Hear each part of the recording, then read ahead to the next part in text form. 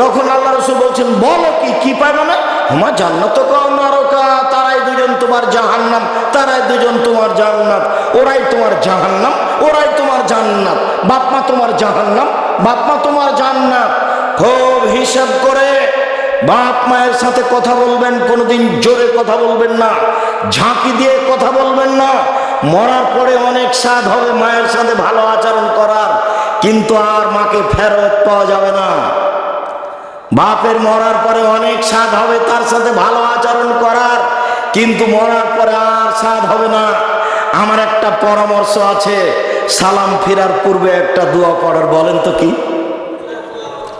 রব্বিরহামহুমা কামা রাব্বায়ানি সাগীরা একটু পালন করবেন। আর একটা পরামর্শ আছে, এইটা যেন ঠিক মতো বলতে পারি, তার জন্য কি 2 রাকাত সালাত। আব্দুল্লাহ বক্তব্যের এক পর্যায়ে বলছিল শেষের দিকে, প্রত্যেকটা কাজের জন্য 2 রাকাত সালাত, বিপদের জন্য 2 রাকাত সালাত, কিছু চাইবেন তার জন্য 2 রাকাত সালাত, কোনো বিপদে পড়েছেন তার জন্য 2 রাকাত সালাত, সমস্যা তার জন্য 2 রাকাত সালাত, সব জায়গাতে 2 রাকাত সালাত দিয়ে কাজ।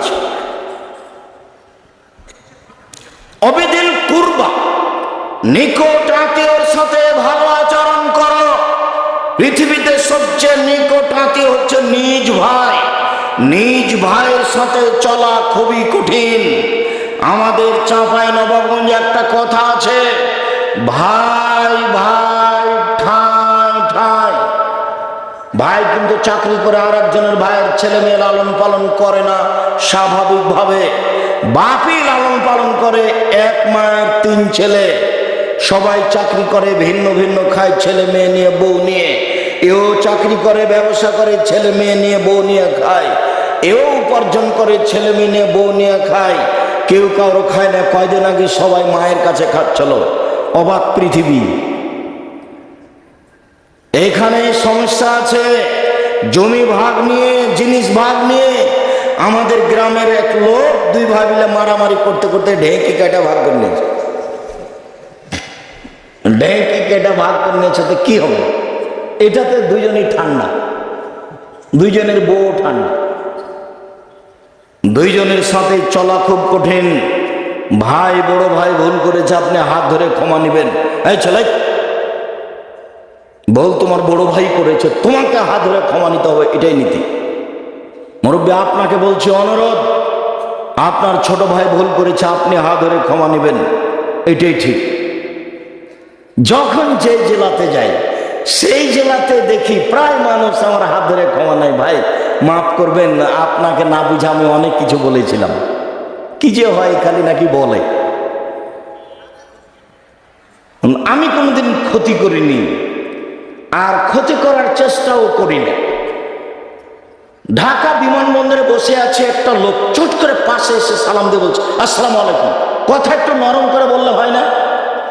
তাই আমি বলছি যে নরম করে বললে হয় না, এজন্য তো বলছি। না হবে, নরম করে বললে হবে।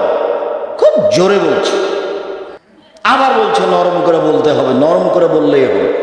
এভাবে বলবেন কেন? তো আমি বলছি, এখন বিমানবন্দরে যারা আছে, এখন এই মুহূর্তে জরিপ করা হোক। আমি আব্দুর রাজ্জাক বিন ইউসুফ, আমার কথা বেশি মেনে চলছে, এই সংখ্যা যদি বেশি না হয়, বাংলাদেশে যত আলোচক আছে সবার চেয়ে যদি বেশি না হয়, আমি আজ থেকে আর বক্তব্য দেবো না। তখন বলছে, আপনি ঠিক বলেছেন, আমি আপনার কথা মেনে চলি, কিন্তু আমার মনে সাধ হচ্ছিল কোনোদিন দেখা হলে একটু বলবো, তাই বললাম। আল্লাহর কসম, আমি জাতিকে ফাঁকি দিনি। আপনাকে আমি ফাঁকি দেন, পরকাল হারাতে রাজি না। আর বক্তব্য মিঠে কণ্ঠস্বরে করা যাবে না। আল্লাহ রসুল বলছেন এজা খাতাবা, জাবের বলছেন এজা খাতাবা। যখন আল্লাহ রসুল বক্তব্য দিতেন, ও হামারা তাই না হোক, তার 2 চোখ লাল হয়ে যেত, অস্তাদা গাজাব হোক, তার রাগ বেশি হয়ে যেত, ওয়ালা সৌত হোক, তার কণ্ঠ উঁচু হয়ে যেত, কান্ন মঞ্জুর যায়, যেন তিনি সৈন্যদলকে ধমক দেখাচ্ছেন, এই করতে হবে, সেই করতে হবে। এটা ছিল তার বক্তব্যের গতি। কুমিল্লাতে একজন লোক পেশ করছে, উপস্থাপক একজন মওলানাকে পেশ করছে বক্তব্যের জন্য। তখন বলছে, এখন আপনাদের সামনে বক্তব্য দেখে কি ব্যাপার, ধর্ম এরকম পাগল হয়ে গেছে। কণ্ঠ সুরে বক্তব্য চলবে না, এই কথাই ঠিক। মহান আল্লাহ বলেন, অবেদিল কুরবা ওয়াল ইয়াতামা, এতিমদের পৃথিবীর মানুষ শুনে রেখো, যে ব্যক্তি এতিমের লালন পালন করবে সে এবং আমি জান্নাতে এভাবে থাকবো। তর্জনীয় মধ্যমা তিনি আঙ্গুল দুটি ইশারা করে দেখালেন, তবে দুইটার মাঝে একটু ফাঁক রাখলেন। দেখো, কেউ যদি এতিমের লালন পালন করে তাহলে সে আর আমি জান্নাতে এভাবে থাকবো। তখন একটু দুইটার মাঝে ফাঁক রাখলেন, তবে তিনি বললেন কেউ যদি দুইটা মেয়ের বেটির লালন পালন করে, দুইটা বেটি লালন পালন করে বিবাহ দিয়ে দেয়, আমি মুহাম্মদ সাল্লাল্লাহু আলাইহি সাল্লাম এবং সে ব্যক্তি জান্নাতে থাকবো এইভাবে। তখন এই আঙ্গুল দুটি দেখালেন, তখন আঙ্গুল দুটি জমা করে দিলেন। এবার বলেন তো, এতিম লালন পালনের চেয়ে বেশি নেকি আছে কি করলে? মেয়ে লালন পালন করলে। 10টা বেটাকে মাস্টার ডিগ্রি পাস করালে এক নেকি হবে, এই কথা মুহাম্মদ সাল্লাল্লাহু আলাইহি সাল্লাম বলেননি। শিক্ষা দিয়ে নিজেকে বাঁচাচ্ছে। অবেদিল কুরবা ওয়াল ইয়াতামা ওয়াল মাসাকিন, মিসকিন ফকির মিসকিনের সাথে সদাচরণ করতে হবে। ওয়াল জারিদিল কুরবা ওয়াল জারিল জুনুব, যারা নিকট প্রতিবেশী যারা দূর প্রতিবেশী তাদের সাথে ভালো আচরণ করতে হবে। আবু হুরায়রা রাদিয়াল্লাহু তাআলা আনহু বলেন, এক খেয়ালে চেয়ে থাকবে, চলাই ঘুমাচ্ছ নাকি? অল্প সময়ের মধ্যে আমরা শেষের দিকে চলে আসছি, আপনি অপেক্ষা করুন। রাসূল সাল্লাল্লাহু আলাইহি সাল্লাম বলেন, যে তার প্রতিবেশীকে কষ্ট দেয় সে জান্নাতে যাবে না। আবু হুরায়রা রাদিয়াল্লাহু তাআলা আনহু বলেন, রাসূল সাল্লাল্লাহু আলাইহি সাল্লাম বললেন, আল্লাহুল আইমানু, আল্লাহর কসম সে ব্যক্তি মুমিন নয়, আল্লাহর কসম সে ব্যক্তি মুমিন নয়, আল্লাহর কসম সে ব্যক্তি মুমিন নয়। বলা হলো আল্লাহর নবী কে মুমিন নয়? তখন আল্লাহর নবী বললেন, মাল্লা ইয়ামান জারুহু বাওয়াইকাহু, যে তার প্রতিবেশীকে কষ্ট দেয় সে মুমিন নয়। আবু হুরায়রা রাদিয়াল্লাহু তাআলা আনহু বলেন, রাসূল সাল্লাল্লাহু আলাইহি ওয়াসাল্লাম বলেছেন, মান কানা ইউমিনু বিল্লাহি ওয়াল ইয়াউমিল আখির, যে আল্লাহকে বিশ্বাস করে পরকালকে বিশ্বাস করে সেজন্য প্রতিবেশীকে কষ্ট না দেয়। যে আল্লাহকে বিশ্বাস করে পরকালকে বিশ্বাস করে সে যেন প্রতিবেশীকে কষ্ট না দেয়। আবু হুরায়রা রাদিয়াল্লাহু তাআলা আনহু বলেন, রাসূল সাল্লাল্লাহু আলাইহি সাল্লাম বলেছেন, আউয়ালু খাসমানি ইয়াউমুল কিয়ামাহ জারান, বিচারের মাঠে প্রথম বিচার হবে দুই প্রতিবেশীর। আব্দুর রাজ্জাক সাহেব থামেন থামেন, আপনি একদিন বলেছিলেন সর্বপ্রথম বিচার হবে নামাজের সালাতের, আজকে বলছেন সর্বপ্রথম বিচার হবে প্রতিবেশীর। জি, আল্লাহর হকে সর্বপ্রথম বিচার হবে সালাতের নামাজের, তবে মানুষের অধিকারে হকে সর্বপ্রথম বিচার হবে প্রতিবেশীর। একজন লোক এসে বলছে, আল্লাহর নবী, আন্নি কাইফা লা আলাম, আমি কিভাবে বুঝবো? আহসান্ত আসাত, আমি ভালো মানুষ আমি খারাপ মানুষ। আল্লাহর নবী, আমি কিভাবে বুঝবো আমি ভালো মানুষ আমি খারাপ মানুষ?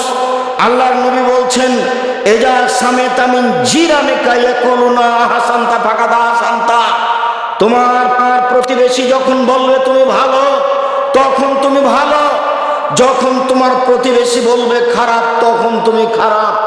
তাহলে বোঝা যাচ্ছে ভালো মন্দ নির্ভর করছে প্রতিবেশীর উপর।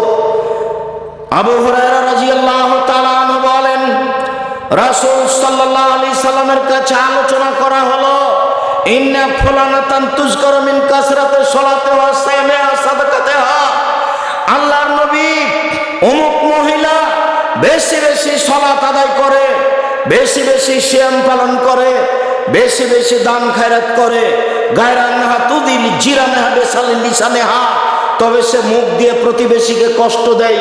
আল্লাহ রাসূল বলেন, হে ফিন্নার, ও জাহান্নামে যাবে। শোনেন, আজ থেকে আর কোনোদিন প্রতিবেশীর সাথে ঝগড়া করবেন না। উপস্থিত বৈঠকের মুসলিম বোন শোনেন, পাশের ছাগলে আপনার সিম গাছ কেটে দিয়েছে, এই কথাই ঠিক। এরপরে আপনি তার সাথে ঝগড়া করবেন না। প্রতিবেশী আপনার অনেক ক্ষতি করছে, এই কথাই ঠিক। এরপরে আপনি তার ক্ষতি করার চেষ্টা করবেন না।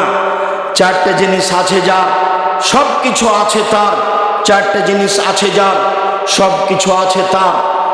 এক, ভালো স্ত্রী, 2 ভালো প্রতিবেশী, 3 ভালো গাড়ি, 4 প্রশস্ত ঘর, অন্তত বৈঠকটা যেন প্রশস্ত হয়, 10 জন 12 জন মেহমান বসতে পারে।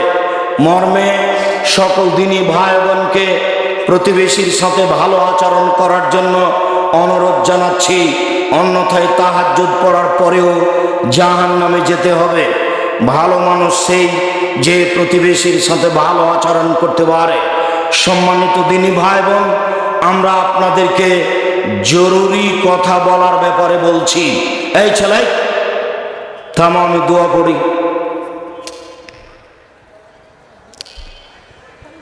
মানুষের জীবনে সবচেয়ে জরুরি কাজ 5 ওয়াক্ত সালাত। মানুষের জীবনে সবচেয়ে জরুরি কাজ হালাল রুজি। মানুষের জীবনে সবচেয়ে জরুরি কাজ কোরআন তেলাওয়াত, অন্তত সূরা ইখলাস। সূরা ইখলাস 3 বার পড়লে কি হবে? 1 বার কোরআন মাজিদ পড়ার সমান নেকি হবে। আপনি ব্যাগ বচ্চা নেকিতে ভর্তি করে নেন, আল্লাহর অভাব নেই। মুখ বন্ধ করে থেকে কি হবে? 1 মিনিটে 3 বার সূরা ইখলাস পড়লেই 1 বার কোরআন মাজিদ পড়ার সমান নেকি হবে। আপনি চেষ্টা করুন। সাথে সাথে 2 জন যেখানে বসে আছে সেখানে বসবেন না। ওখানে কারো বদনাম হতে পারে, তার নাম আড্ডা পিটা। দোকানে গিয়ে আড্ডা পিটবেন না, কোথায় গল্পে লিপ্ত হবেন না।